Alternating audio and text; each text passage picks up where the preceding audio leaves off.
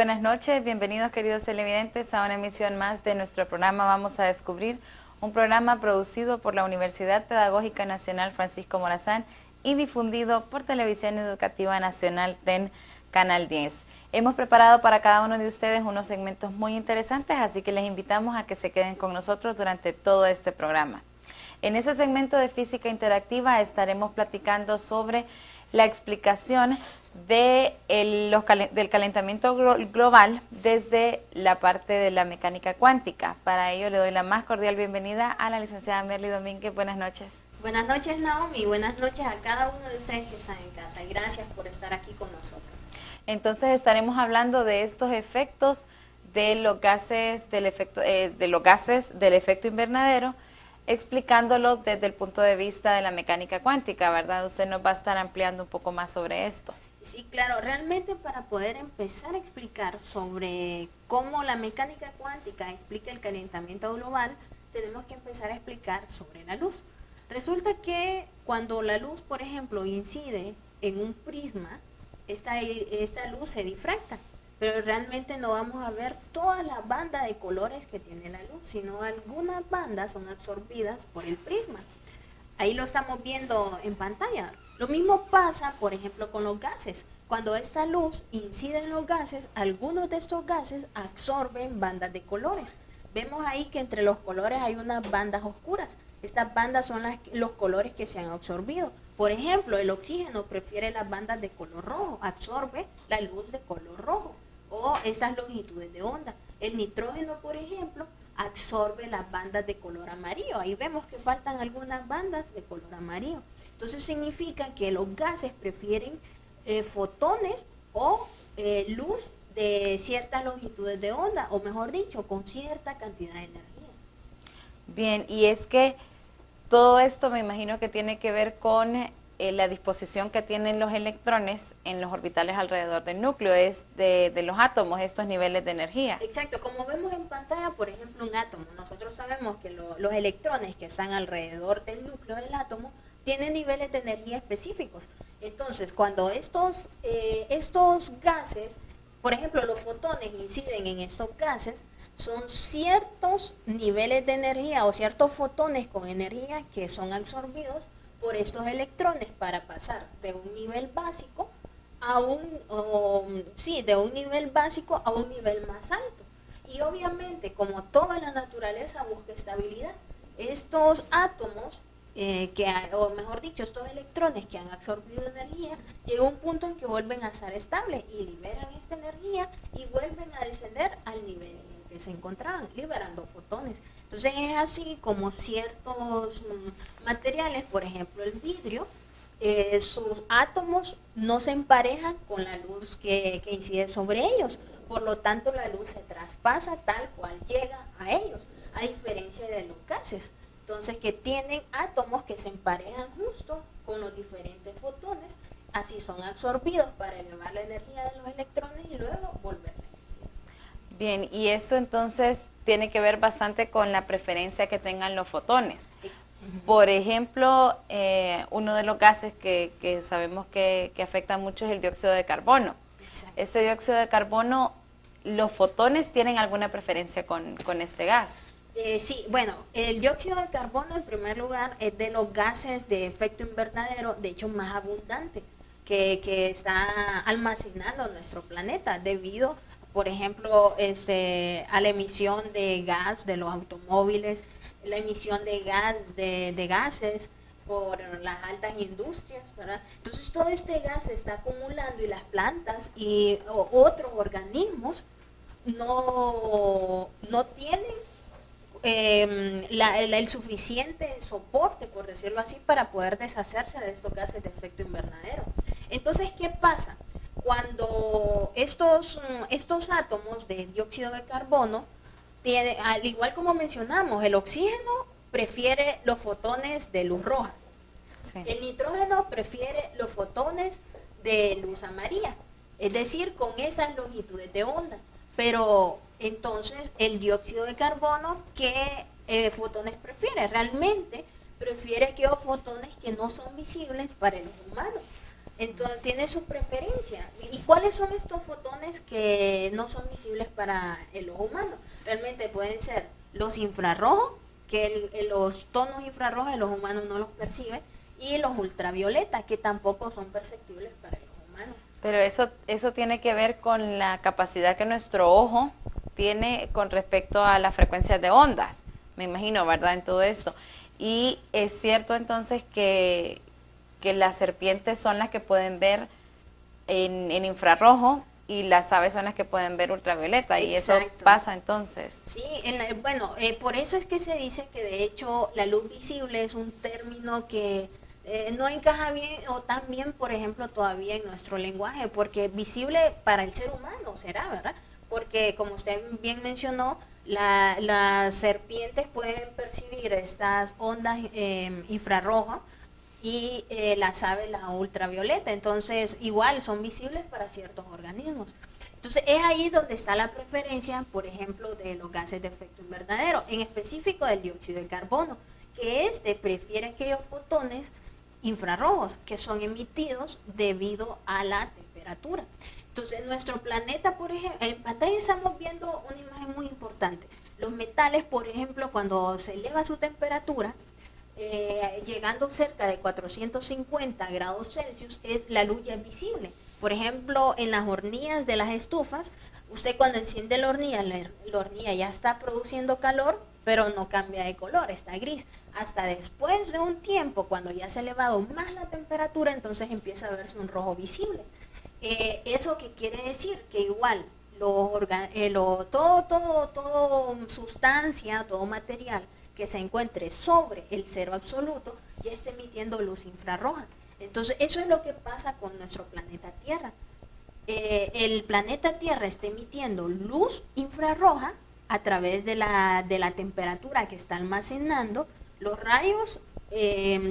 Los rayos u ondas electromagnéticas o los rayos solares atraviesan los gases, pero realmente no los absorben estos rayos solares, estos gases, sino que cuando golpean la Tierra lo absorbe y emite radiación infrarroja, que esa es la que almacena los gases de efecto invernadero. Por eso es que el calentamiento global se está acelerando a tal punto que lo que está haciendo es básicamente encerrando la temperatura. Ahora, ¿qué pasaba con los átomos? Estos átomos absorben estos fotones infrarroja y llega un punto en el que vuelven a liberar estos fotones de energía. Estos fotones, algunos de ellos vuelven a la atmósfera y otros, en su mayoría, se encierran nuevamente en la Tierra. Entonces, volviéndose a ser absorbidos y elevando la temperatura de la Tierra. Entonces, eso quiere decir, todo lo que usted nos estuvo diciendo, quiere decir que el calentamiento global es el producto de la emisión de infrarrojo que tiene la Tierra. Exacto, la mayor cantidad de temperatura que está almacenando la Tierra realmente no es directamente de la absorción de los gases de los rayos solares, porque la mayor cantidad de gases de efecto invernadero no están absorbiendo los gases que vienen, los rayos que vienen del sol, sino los rayos infrarrojos que está emitiendo la Tierra. Entonces así, básicamente estos gases de efecto invernadero son como una manta que evitan que la radiación infrarroja producida por la temperatura se emita nuevamente hacia el exterior. Bien, y es lo que siempre comentamos en esto, más que todo en ese segmento de física interactiva, que estamos tan relacionados de alguna manera con estos procesos o con esos fenómenos físicos, pero que de repente muchos de los que estamos en casa no los podemos ver como tal. Y muchas veces decimos que el calentamiento global es por tantas cosas y no le damos un poco de asimilación a esto que también se emite directamente. Sí, claro. Y bueno, como estamos mencionando, ¿verdad? Se asume que debido a los gases de efecto invernadero se pensaba que realmente estos absorbían la radiación proveniente del sol y que por eso se estaba encerrando. Y de hecho es lo contrario, los rayos llegan hasta la Tierra y cuando estos son absorbidos por la Tierra y emanados como otro tipo de radiación térmica, entonces ya no pueden salir por esos gases de efecto invernadero, a diferencia de cuando estos no habían en gran abundancia. Entonces, cuando no estaban en gran abundancia, estos rayos podían salir libremente de nuestro planeta y así el planeta obtener un equilibrio térmico más eficaz que el que se encuentra ahora. Así es. Bueno, licenciada Merly Domínguez, muchísimas gracias por lo que nos estuvo compartiendo en ese segmento de Física Interactiva. Queridos televidentes, a ustedes les invito a que se queden con nosotros, ya regresamos.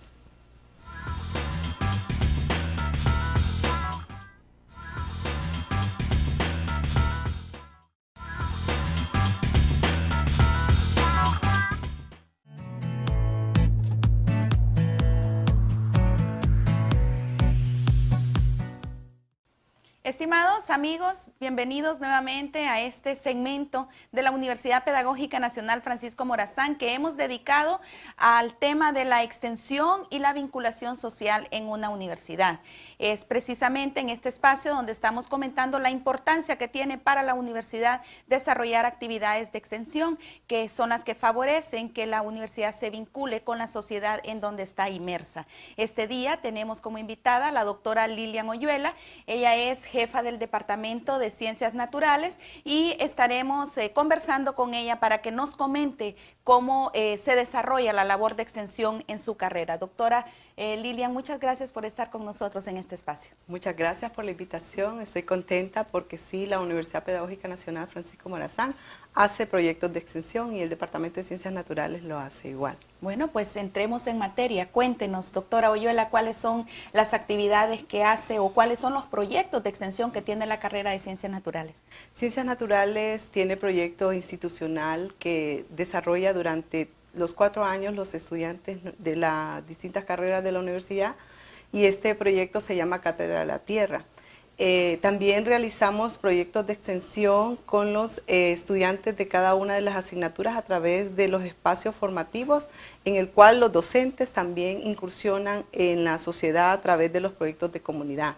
Y luego tenemos también proyectos con los centros de práctica en el cual le hemos denominado Ecoclub.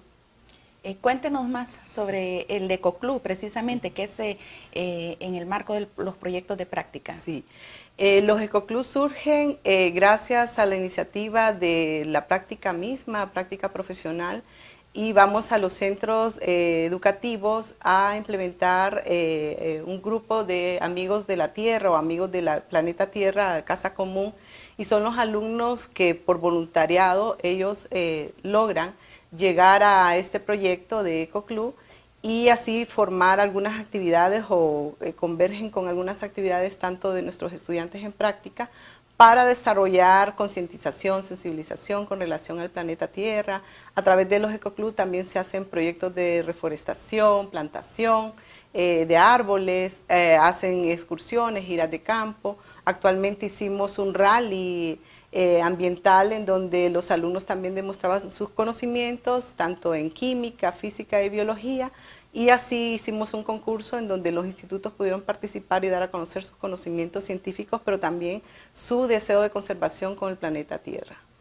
Cátedra de la Tierra, doctora, es uno de los más grandes y quizás de los más antiguos en la universidad, ¿verdad? Sí. ¿Cuáles son las áreas que abarca lo que es el proyecto Cátedra de la Tierra? Sí, Cátedra de la Tierra es un proyecto institucional de extensión universitaria con el fin de manejar varios ejes. Entre esos ejes está lo que es el eje de ambiente, ciencias de la tierra, gestión integral de riesgo ante desastres, cambio climático, temas de actualidad, también como lo de la reforestación, salud.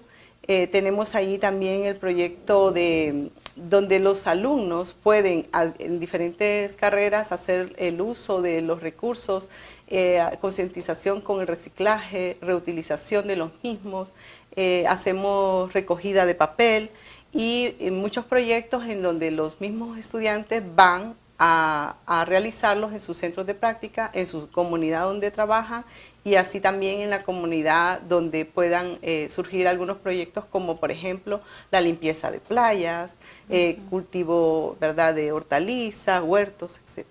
muchos ejes, ¿verdad?, que abarca el proyecto de Cátedra de la Tierra. Bueno, en el marco de este segmento también, doctora, estamos promoviendo y dando a conocer que se va a desarrollar el primer Congreso de Extensión Universitaria y Vinculación Social. Así rápidamente, ¿nos podría usted comentar sobre cuál es la importancia que como departamento miran al desarrollo de este Congreso?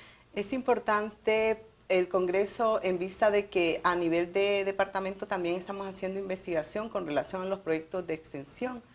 Por ejemplo, estamos midiendo el impacto de la Cátedra de la Tierra como un proyecto de extensión universitaria en el cual se pueden dar a conocer a través del Congreso todos estos resultados y a la vez dar la importancia de lo que significa realmente la vinculación con la sociedad, que es sin duda la gestión de conocimiento.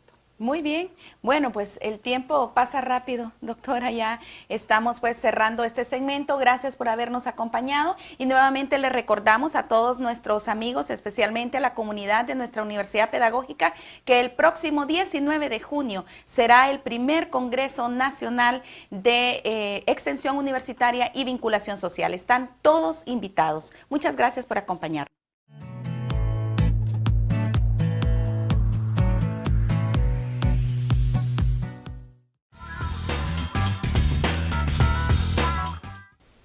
Muchas gracias, queridos televidentes, por continuar en sintonía de nuestro programa Vamos a Descubrir.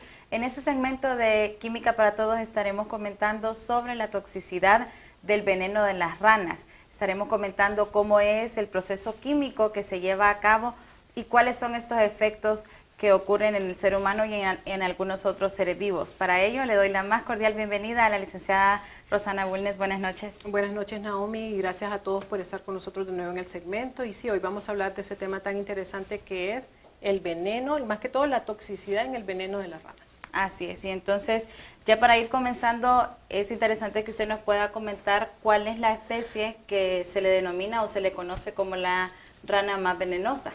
Bueno, la rana realmente se conoce como la rana dorada. Esta rana pertenece a una familia que se llama la familia de los Dentrobatidae y hay diferentes especies y géneros de este tipo de ranas que tienen esta toxicidad y que tienen una importancia clínica muy grande porque su toxicidad puede llegar a ser letal a los seres vivos, ¿verdad? No solamente al ser humano, pero hay reportes de algunos compuestos químicos que podrían llegar a producir hasta la mortalidad en los seres humanos. Bien, ¿y cuál es en sí esta toxina que produce el veneno y cómo es que se produce?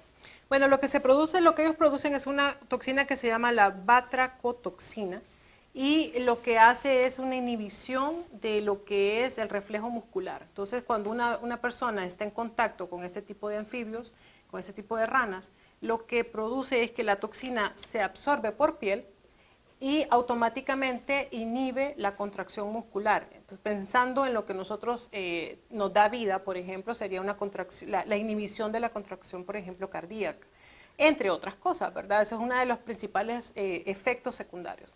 Pero automáticamente entonces podría llegar a producir también la muerte. Es más, se dice que con este tipo de ranas no tenemos certeza de lo que pasa en el mecanismo de acción de la toxina porque es tan poco el tiempo que da para poder analizar y estudiar qué es lo que está pasando en el organismo intoxicado que no se ha podido definir cuál es el mecanismo de acción de la toxina.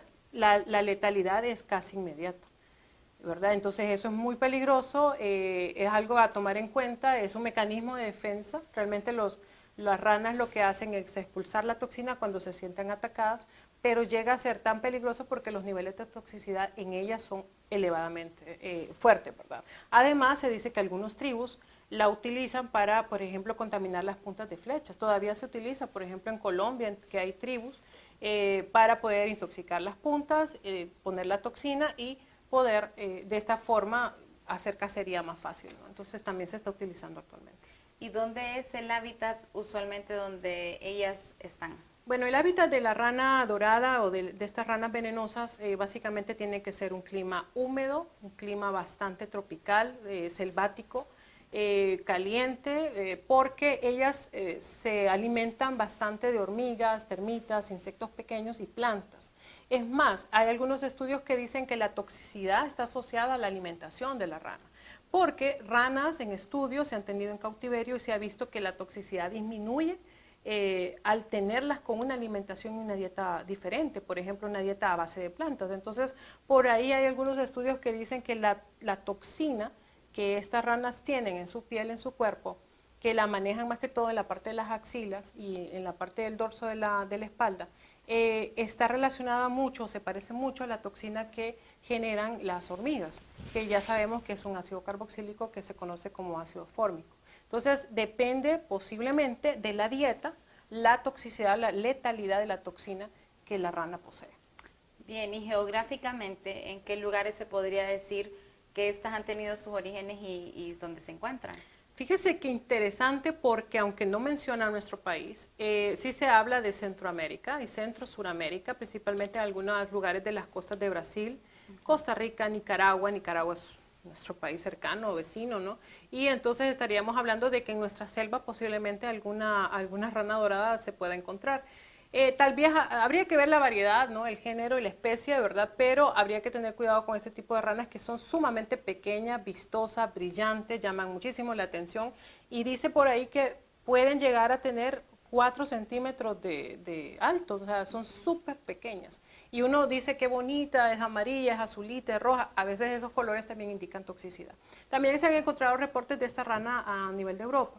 Y bueno, y con el comercio y esta cosa de la poca legalidad que hay a veces con el traer especies de otros países, se cree que ya toda América existen, ¿no? Algunas especies de ranas con este tipo de toxicidad. Entonces habría que tener cuidado cuando uno llega al campo y ver realmente esa rana será tóxica, no será tóxica. Yo creo que ya una vez después de ver este tipo de información, el color nos puede indicar si es tóxica o no, o por lo menos de tenerle cuidado. Y es que en la naturaleza el color de las especies es como un medio de comunicación y le está diciendo a los depredadores o a las personas que están cerca de estas especies realmente cuál es el fin de ellos. Tan pequeñas que son, tiene que tener alguna dosis que sea letal. ¿Cuál es la dosis letal de esta especie? Teóricamente se cree que, por ejemplo, un individuo de 68 kilos que estaría siendo atacado con una dosis letal de solamente más o menos 136 microgramos. O sea, es una dosis súper pequeña.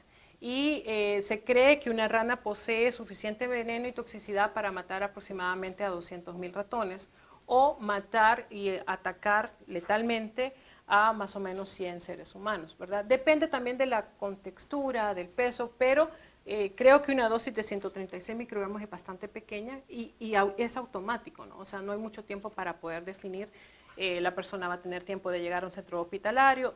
No, es automática la efectividad de la toxina, es muy fuerte. Y es que también es como equivalente al tamaño que ella tiene. Es muy pequeño, entonces fuerte. obviamente la dosis es sumamente Pequeña, concentrada, la sí. toxicidad es concentrada y la letalidad es muy grande. Sí. ¿Cuál es en sí la química del veneno de esta rana dorada?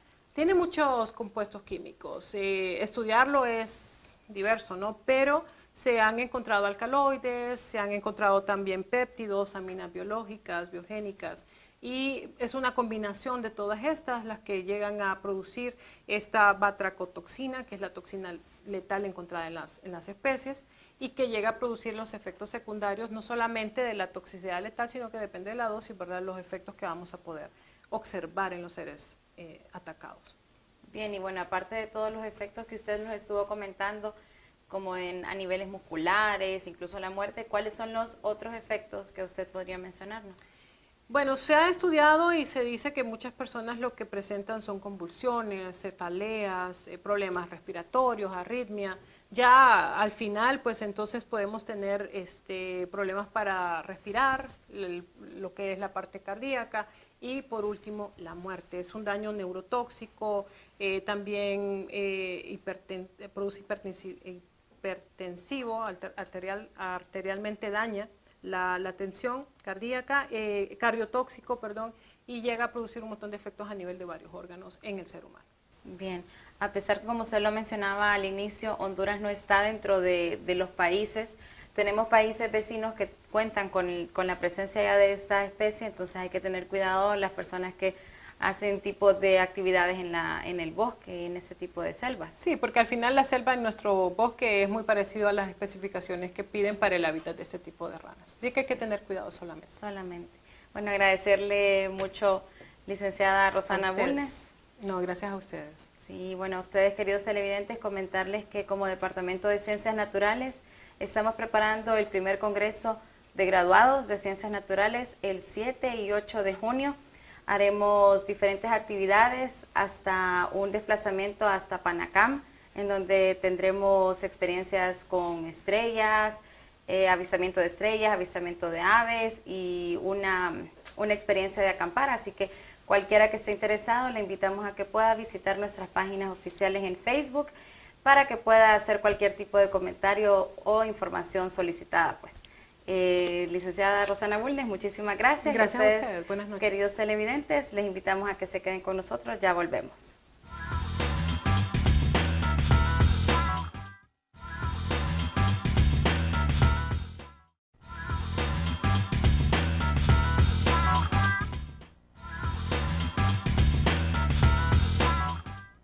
Muchas gracias, queridos televidentes, por continuar en sintonía de nuestro programa Vamos a Descubrir. En Así es la Vida estaremos comentando sobre una serie que muchos ahí en sus casas pues han tenido la oportunidad de verla, de seguirla por mucho tiempo, y es esta serie famosa de Game of Thrones, esta serie que vamos a estar analizando desde diferentes puntos de vista, bastantes características anatómicas, especialmente de los dragones, de estos seres mitológicos que en esta serie pues han salido bastante. Y pues analizaremos el tema del vuelo, el manejo del fuego, así como ya había mencionado algunas de las características anatómicas y pues los procesos biológicos como la impronta. Para ello, entonces, le doy la más cordial bienvenida al magíster Javier García. Buenas noches. Hola, muy buenas noches, Naomi. Muy buenas noches a las personas que nos ven en casa. Y sí, una serie que duró alrededor de 10 años desde su primera temporada y que recién acaba de terminar, para bien o para mal. Hay opiniones encontradas sobre cómo terminó esa historia, pero sin duda que atrajo a millones de usuarios y que es algo siempre atractivo para la ciencia, porque es de alguna manera usar esa fama, usar ese interés natural que generan las personas para introducir algunos elementos científicos y algunos elementos, en este caso de la biología, que se pueden decir sobre criaturas que fueron fundamentales en la historia. Sí, y bueno, y es que realmente que es bien interesante lo que usted menciona del tema del tiempo, estos 10 años que, casi 10 años que como usted dice, hay muchas personas que siguieron esta serie y que hay muchos elementos de fantasía que se combinan con esta realidad, que dentro de lo que cabe usted nos podría estar comentando muchos de estos elementos en este segmento. Sí, y es interesante porque la fantasía normalmente no es enteramente ficción, no es enteramente elaborada, sino que siempre hay elementos que se pueden usar de referencia para hacer esta vinculación con la ciencia, en este caso con la biología. Ahí tenemos justamente a Daenerys, Dany, que le decían que era la madre de los dragones. Entonces, si la idea de hoy es hablar de los dragones, empezaríamos hablando del origen de esos dragones. En la trama, ella es literalmente la madre de los dragones, o sea, no es un simbolismo, sino que ella dio a luz a 3 dragones en su momento. Entonces ahí empiezan a haber algunos argumentos, que en este caso es como muy claro, hacer notar que biológicamente es imposible, pero ahí están los 3 dragones cuando estaban, que por cierto crecieron rapidísimo, pasaron de ser esos dragones a ser las mayores armas del ejército de los Targaryen. Pero la cosa es que aquí podemos hacer una reflexión sobre lo que es la especiación y sobre cómo una especie da lugar a crías de su mismo tipo. Entonces, que claramente no pasó eso y tenemos un humano que dio luz a 3 dragones. Entonces, ¿qué pasa normalmente en la vida real cuando hablamos de la reproducción y de cómo esa cría siempre es de la misma especie? Para esto ya vamos a llegar al tema de la impronta, pero hablando del origen de los dragones, ocurre que hay barreras, o sea, la razón por la cual un descendiente siempre es de la misma especie que su padre o su madre es porque hay lo que se llaman barreras precigóticas que impiden que la reproducción sea de cualquier especie con cualquier especie. Y hay barreras postcigóticas. Entonces, muy brevemente, una barrera es un obstáculo, es un impasse, ¿verdad?, que hace no viable la reproducción. Cuando decimos pre, es antes de, y cigoto es esa unión, es ese huevo que se forma independientemente de la especie cuando un espermatozoide y un óvulo se encuentran. Entonces las barreras presigóticas son aquellas barreras que antes incluso de que se llegue a formar esa unión, que luego da lugar a un embrión, tiene impedimentos para que ocurra. En primer lugar, hay barreras espaciales, o sea, donde una especie se ubica en una localidad determinada y otras especies en otro lugar por preferencias de temperatura, de recursos, de alimentos, etcétera, y que entonces no se llegan a encontrar. Entonces no llegaron a formar un cigoto porque ni siquiera están en la misma posición. Pero hay barreras presigóticas, o sea, antes de formar el cigoto, de otra naturaleza. Por ejemplo, a veces hay no espacial, sino que barreras temporales, donde, por ejemplo, una especie entra en celo, en temporada de estro, que se le llama, en cierta etapa del año, y otras en otro. Entonces, ni siquiera coinciden los momentos en que están viables reproductivamente, entonces eso es otra barrera. Otra es una barrera conductual, como usted sabe que en el reino animal hay cortejos, incluso en nosotros los humanos tenemos maneras de cortejarnos entre sí, y también en las aves, en los felinos. Y entonces a veces, cuando son especies diferentes, el ritual de cortejo de esa especie no le resulta atractivo a la otra, porque no están preparados genéticamente para hacer algo que le interese al otro. Entonces son diferentes barreras. Y las otras barreras son barreras mecánicas, donde los genitales de ellos no encajan, simplemente. Entonces, por eso es que principalmente es una de las barreras más grandes, por la cual no puede cualquier especie reproducirse con cualquier otra especie. Si ya empezamos a sumar todos estos factores, conducta, espacio, la disposición de los genitales, etcétera, entonces es muy claro ver por qué la reproducción entre especies es entre especies. Sí. Y bueno, esta parte de la reproducción que usted nos estuvo comentando también viene a dar lugar a precisamente lo del fuego, algo que nosotros miramos muy común en esta serie y pues, en estos seres en esta serie, y que usted nos podría comentar cuál es la posibilidad de que existe que haya fuego. Sí, definitivamente los dragones y el fuego son dos factores que van totalmente de la mano y que en la trama fue fundamental el hecho de que pudieran hacer esto. Solo me voy a detener un momentito a mencionar el tema de la impronta, porque estamos hablando de la reproducción, ya saliéndonos de esto, solamente mencionar que esos dragones eran absolutamente fieles a su madre. Nuevamente, la trama se basó en esa fidelidad que se tenían entre ellos y en ese dominio que ella tenía sobre ellos, hasta para quemar ciudades enteras, que todo el mundo estaba en contra, pero si esa madre dijo que era buena idea, entonces el dragón seguía sus órdenes. Eso es porque esto que vemos ahora mismo en pantalla es un ejemplo de impronta. Es cuando un animal nace y tiene una fijación con lo primero que ve, que por lo general son sus padres. Y entonces a partir de ese momento él se va a sentir identificado de por vida con esa especie. O sea, no está viendo a su madre, sino que está viendo a él mismo y se va a asociar permanentemente a él con esa forma, con esas funciones, etc. Entonces incluso aquí, este es un polluelo de águila arpía, donde nació sin los padres, porque fue una cría en cautiverio, que se tomaron los huevos, se incubaron, etc. Y que es tan importante la impronta para que ese animal se asocie con la especie que es, porque imagínense, si un humano la cría, ella va a crecer pensando que es un humano. Y entonces va a tener problemas sociales en su círculo y va a ser muy difícil que se reinserte en su ecosistema. Entonces se hacen cosas como esas, donde se tiene una marioneta de águila arpía para que ella relacione su propia especie a lo que está viendo. Entonces se daba también con los dragones de Game of Thrones. Ellos lo primero que vieron al nacer fue a su madre y la siguieron de por vida, dado ese vínculo inicial que se hace y que existe en la naturaleza. Sí.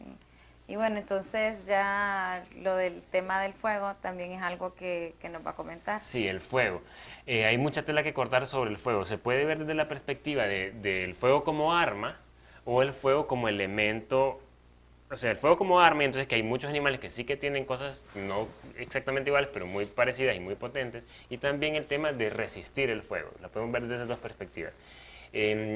Hay organismos de mar adentro. Bueno, aquí que soportan grandes temperaturas, en los que se llaman fosas oceánicas, donde se están separando dos placas, hay muchísimo calor y hay anélidos, como las lombrices de tierra, pero que son tubícolas, que son sésiles, que viven dentro de tubos y que soportan esa temperatura. Está unos cuantos cientos de grados menos caliente que el fuego, pero quiere decir que sí hay animales que toleran esas temperaturas de alguna u otra manera. Pero viéndola desde la perspectiva del fuego como arma, hay especies que lo usan, que usan cosas muy letales. Esta cobra, por ejemplo, no solo muerde e inyecta el fuego, sino que es capaz de dispararlo. Y hay otros organismos que podemos seguir viendo que se basan también Ese se parece un poquito más porque ya es un reptil. Ese es un gecko que lo que hace es que en la cola dispara veneno, dispara un moco, que no es letal, que no incendia tampoco, pero que huele súper mal y es pegajoso. Entonces cualquier animal que tiene contacto con eso se siente rechazado.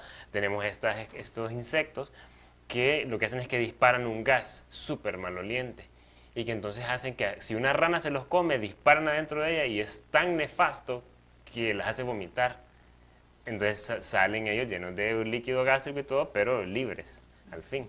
Entonces sucede mucho en la naturaleza. Ahora, con respecto al fuego, hay incluso aves, este es un cernícalo, nosotros tenemos una especie de esta misma, este es otro, es el mismo género, pero tenemos otra especie, que lo que hace, y son famosos porque agarran brasas y la tiran a los montes para generar incendios y que salgan un montón de mamíferos pequeños, que salgan como ratones, como cuyos, que salgan insectos y que entonces ahí en el escape sea donde les caen. Entonces no usa el fuego directamente como un dragón, pero tenemos casos como estos en la naturaleza donde ellos son capaces de manipular esa arma a su favor, como lo hacían los dragones. Entonces vemos de cierta manera algunas adaptaciones biológicas que los dragones han tenido ya dependiendo de todos estos seres que nosotros, bueno, que usted nos ha estado comentando. También la posibilidad de volar. Sí, esa es, así como el fuego es súper importante en la trama y en la mitología de los dragones, independientemente de la historia, el vuelo es otra cosa que está a la par, ¿verdad? Dentro de esta relevancia que tiene. Es difícil. Ahí está dividida la opinión de los expertos, porque eso es lo que tenemos en pantalla ahorita, es un albatros, es un ave marina, de las más grandes, pesa 25 libras. Y para lograr levantar vuelo una masa tan grande, lo que se le llama la envergadura, o sea que la longitud del punto de una ala hasta la otra son de 3 metros. O sea, ya lo hemos dicho antes, nosotros vemos a un humano de 2 metros y lo vemos altísimo. De 3 metros no existe nadie. Ahora imagínese un ave que de lado a lado de sus alas mide 3 metros, es una cosa masiva. Entonces, para que pueda levantar vuelo a una cosa de 24 libras, se ocupan alas enormes proporcionalmente a su cuerpo. Entonces, ¿cómo no sería el tamaño de las alas de un dragón que pesa unas cuantas toneladas, ¿verdad? Entonces, ahí empiezan a ver las dificultades. Sin embargo, hay animales que tienen una estructura de alas totalmente diferentes, como los murciélagos, que son brazos. O sea, lo que tenemos ahí es el antebrazo y esas pequeñas varillas que se miran son los dedos, porque en realidad son brazos modificados en alas. Ellos son mamíferos como nosotros, entonces nosotros no tenemos alas, nosotros tenemos brazos, y lo que estamos viendo es que entre los dedos hay membranas, y eso es lo que hace un ala que tiene una distribución diferente. Entonces, podría ser así, este tipo de alas permite levantar peso y cierta maniobrabilidad. El gran problema es que ellos no saben levantar vuelo. Ellos pueden volar, pero los murciélagos se basan de soltarse de una rama, y por eso duermen así. Para que no tengan que levantar vuelo. Muy pocos son capaces de levantar vuelo desde el suelo. Entonces eso es lo que pasa, las aves normalmente dan un salto y de ahí empiezan a volar. Entonces sería muy difícil, a menos que tuvieran una catapulta o una fuerza externa muy potente, que un animal como un dragón que pesa varias toneladas pudiera hacer ese salto inicial. Podrían quizás planear por el tipo de alas que tienen, dactilares, pero el punto de levantar vuelo sería lo crítico. Sí.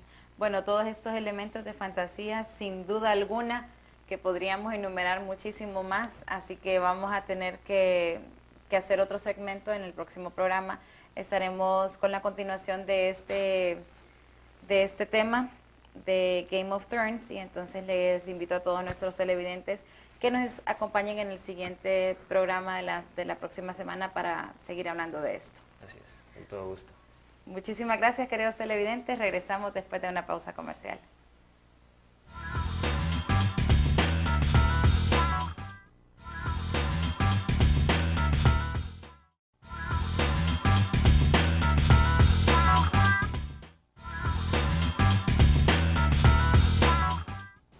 Buenas noches, bienvenidos a nuestro segmento ¿Es mito o es ciencia? En el lugar donde les aclaramos cada uno de los temas de su interés sobre si es mito o es ciencia realmente cada uno de estos temas. La curiosidad debemos de quitarla y dejarla a un lado. Me acompaña Fabi. Hola, Fabi. Hola, Graciela. Pues muy contenta de estar nuevamente con ustedes y contigo, Graciela, ¿verdad? Para siempre descubrir cómo se llama nuestro programa, ¿verdad? En realmente lo que la ciencia dice. Y para empezar, como todos los viernes, ¿qué mitos interesantes nos traes hoy? Pues yo te traigo un mito, Fabi, que espero que te guste bastante, es sobre los bebés, ya que a nosotros nos encanta mucho estar con los bebés.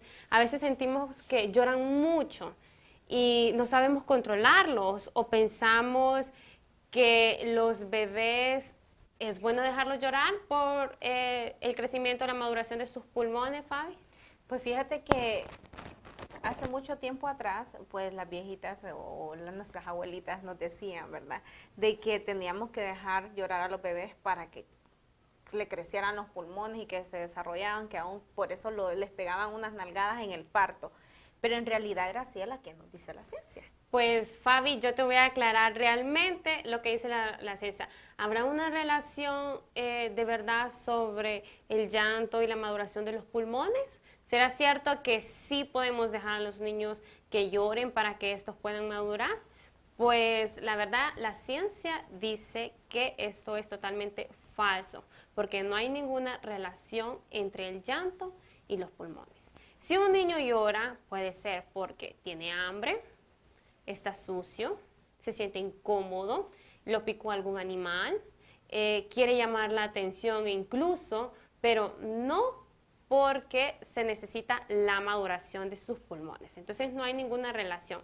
Si el niño llora, hay que atenderlo inmediatamente. Recordemos que los niños recién nacidos, la única forma de comunicación es el llanto.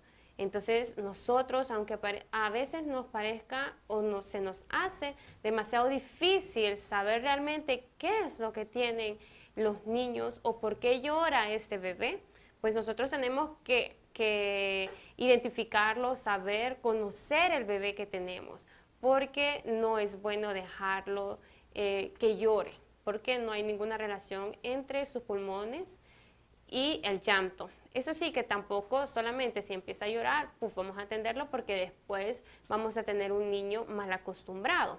Pero a veces el niño sí necesita saber que hay personas que lo van a atender y que van a escuchar su llamado, pero tampoco dejarlo horas y horas y horas. Entonces tenemos que tener cuidado, saber realmente si el niño tiene hambre, si el niño tiene sueño, si fue incluso picado por alguna hormiga o cualquier insecto. Entonces es de bastante cuidado, Fabi, pero ya sabes que realmente, aunque nuestras abuelitas nos hayan dicho que sí debemos dejarlos llorar, no debemos de hacerlo de una forma o en un periodo demasiado largo, porque no hay ninguna relación. Entonces más bien podemos ocasionarle algún problema al niño si lo dejamos llorar demasiado tiempo.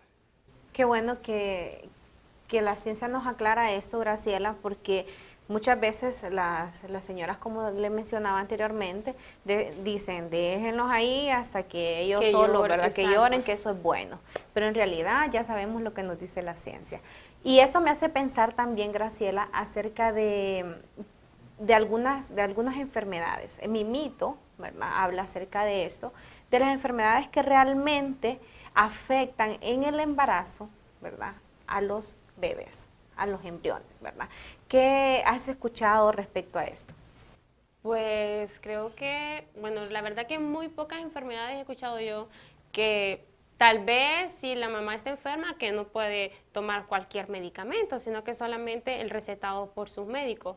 Pero no sé exactamente qué enfermedades sí afectan de forma directa al feto, Fabi. Pues principalmente, tras varios estudios, la ciencia nos dice que las enfermedades de contacto o por transmisión sexual son las enfermedades que más dañan, pues, a nuestro bebé, a nuestro feto, ¿verdad? Entonces nosotros nomás nos demos cuenta como mujeres que estamos embarazadas, entonces tenemos que ir a un chequeo con nuestro ginecólogo, ya que si tenemos cualquier enfermedad de transmisión sexual, se tiene que, a la brevedad, se tiene que corregir. ¿Por qué? Sabemos, ¿verdad?, que el niño peligra, ¿verdad? Pueden hacer nacer niños hasta ciegos, también se les pueden dañar, pues, sus órganos, no se les pueden desarrollar de la manera normal. Y también, no solo hablamos de enfermedades de transmisión sexual, también tenemos que saber la relación que hay con otras enfermedades, por ejemplo, como ser la varicela o la rubiola, ¿verdad? Que es una enfermedad que muchas mujeres las padecen y estando embarazadas, y se puede contagiar el bebé al momento de nacer. Entonces es muy importante que nosotros nos hagamos el chequeo. Normalmente cuando no sabemos que estamos encinta, entonces acudir a nuestro ginecólogo más cercano para que se puedan hacer estos estudios y que nuestro bebé no corra estos riesgos. Imagínate, Graciela, lo importante que es, ¿verdad? De que nosotros, aún más, si nosotros planificamos un bebé. E incluso, ¿verdad? Fabi, creo que desde antes, sin saber sin saber la mujer que está embarazada, es necesario siempre hacer esos chequeos, porque recordemos que estamos hablando de la salud, no solamente porque, ay, estoy embarazada, lo voy a hacer, sino que muchísimo antes, porque recordemos que eso también nos afecta a nosotros, entonces también por nuestra propia salud debemos hacerlo, Fabi. Exacto, por eso te decía, más cuando los bebés son Sí. planificados, que muy raras veces como pareja planifican los bebés, pero sí hay parejas que lo hacen, entonces se tiene que hacer muchos meses antes, ¿verdad? Todo esto también, el tomar ácido fólico, el cuidarse nutricionalmente y hacerse un chequeo riguroso de tanto de sangre y todo lo demás, ¿verdad?